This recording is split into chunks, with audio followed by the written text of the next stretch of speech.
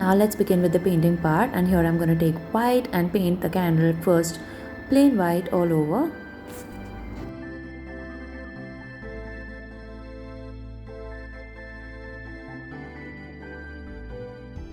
And now I'm gonna start painting the candle stand, and here I'm mixing black plus cobalt blue and starting from the top, and this whole layer is going to be black plus cobalt blue, a slight use of black. I'm mixing in my cakes itself.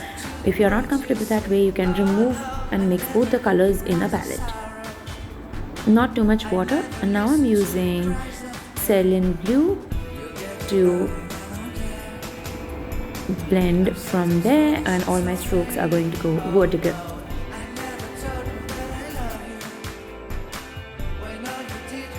And now starting with the lower area, it is not completely plain glass, transparent. It's a little blackish grayish glass, so I'm gonna spread with water with a use of slight one dot of black, watery black, and then blend it downwards.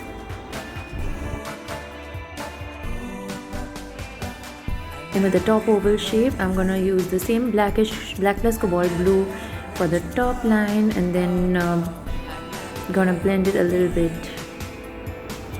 using cerulean blue as water.